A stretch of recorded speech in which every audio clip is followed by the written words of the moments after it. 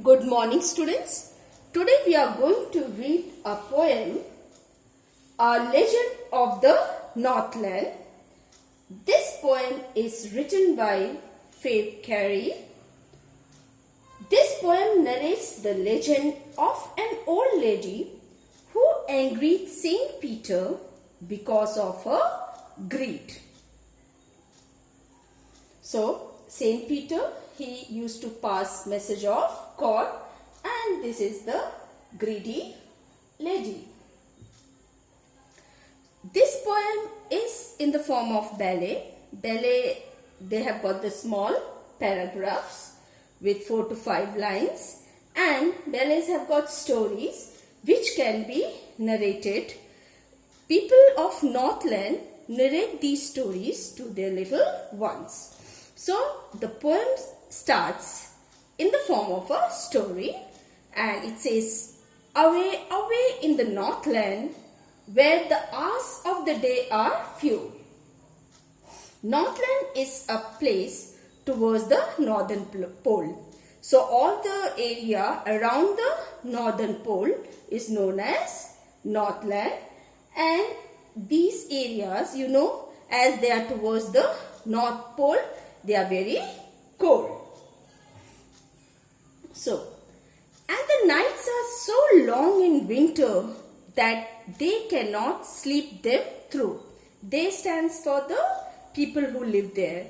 So the poet says that in Northland, the nights are so long, the hours of the night are so long that if you want to sleep the whole night, it is not possible, because the hours of the day are less and the hours of the night are long.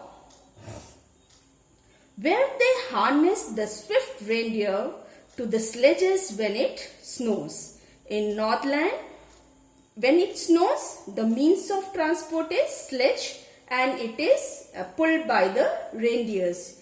You must have seen this during your Christmas time. So reindeer attached to sledge, and reindeers, they pull the sledge. So this poem is of that particular area.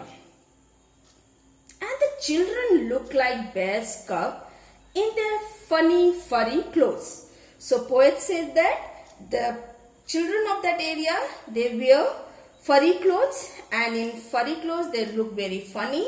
They look like bear's cub. So all the children in that particular area wear furry clothes. Why do they wear furry clothes? Because it is very cold in northern lands. They tell them a curious story. I don't believe this is true. They means the elderly people of that area. They pass on a story to their little ones, and the poet says this, personally, I don't believe that the story is true. So the story is narrated from one generation to next generation, and it is being passed on. But the poet says that personally I don't believe that the story is true. And yet you may learn a lesson if I tell you the tale to you. Tale means the story. So poet says that personally I don't believe that this story is true. But still, if I tell you the story, you are surely going to get a lesson. That means this story has got a great moral lesson. So the granny narrating the story to younger generation. The story begins now. Once, when the good Saint Peter lived in the world below. So this time, the era is when Saint Peter used to be on this world in the human form. Saint Peter, he is a saint who used to preach the sayings of God and Jesus, and walked about it preaching just as he did, So the poet says that you all know that Saint Peter used to move from one place to another, and he used to preach, pass on the religious message of God and Jesus. So it's a picture where Saint Peter is passing the religious message. He came to the door of a cottage in traveling round the earth. So one day what happened? Saint Peter came to a door of cottage. Cottage is small hut, and he came there. He was moving around, and finally at the end of the day he came to a cottage where a little woman was making cakes, and in that cottage a woman was there and she was baking cakes and baking them on the hearth. Hearth means fireplace. So this little lady was baking cake in the hearth, and being faint with fasting, for the day was almost done. Means Saint Peter, the whole day he did not had anything to eat, and he was fainting because of fasting. As he had not eaten anything the whole day, he was feeling really weak and he thought that he would faint. So what did he do? He asked her from her store of cakes to give him a single one. So Saint Peter said that, from your store, will you please give me a single cake?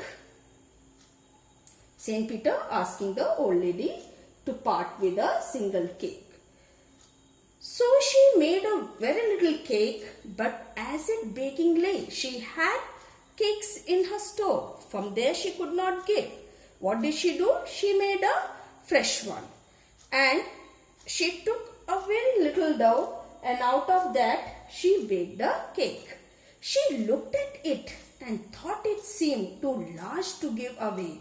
As her cake was baking, she looked at the cake and thought that, oh, this cake is too big to give. Therefore, she needed another and still a smaller one. So what did she do? She kept that previous one on the shelf and she needed another one. She took another, and the dough was smaller of size than the previous one this time. But it looked, when she turned it over, as large as the first had done. So when she was turning the second cake while baking, she thought that, oh, this cake is equally big as the first one. Then she took a tiny scrap of dough and rolled it flat and baked it thin as a wafer, but she couldn't part with that. What did she do? She kept the second one also on the shelf, and she took a very small amount of a scrap of dough. Scrap means when you scrap and you get the little dough, that much dough she used, and then she rolled and make it as a wafer. Wafer is very thin, and now she baked that, but she could not part with that also. Means that also seemed too big to give away. Then she talked to herself. She said, my cakes that seem too small when I eat of them myself. Means when the cakes I eat, they are too large to give away. They look so small, but when I have to give it to others, they look so big. So she put them on the shelf. So she kept all the 3 cakes on the shelf. She could not part with the cake. Then good Saint Peter grew angry. He was observing the lady, and seeing to her actions, Saint Peter grew angry, for he was hungry and faint. Whole day he had worked and had not eaten anything, so he was feeling hungry and he was also fainting. And seeing to the attitude of the old lady, he really got very angry. And surely such a woman was enough to provoke a saint. The deeds of this woman were enough to annoy a saint. So the saint said, and he said, saint is saying, you are far too selfish to dwell in a human form. You are too selfish to be in the human body, because human beings are supposed to help others. They are supposed to be kind. So he said that you are too selfish to dwell in a human form, to have both food and shelter and fire to keep you warm. You have got food, you have got shelter, you have fire, everything you are having, and you are not parting with the food. So you are too selfish to be in human form, because human beings are supposed to be very kind and helping in nature. Now you shall build as the birds do. So Saint, he cursed the lady. He said that you will build your house as birds do. Birds, they build their nest every year. Likewise, you will also work hard and build your own shelter and shall get very scanty food. And you are not going to get enough food. You will get little food. And that too, it will not come easily. How you will get your food? By boring and boring and boring all day in the hard dry wood. So you will keep on boring. Wood means forest. So in the hard dry forest you will keep on pecking on the trunk of the tree, and then you are going to get your food. That was the curse.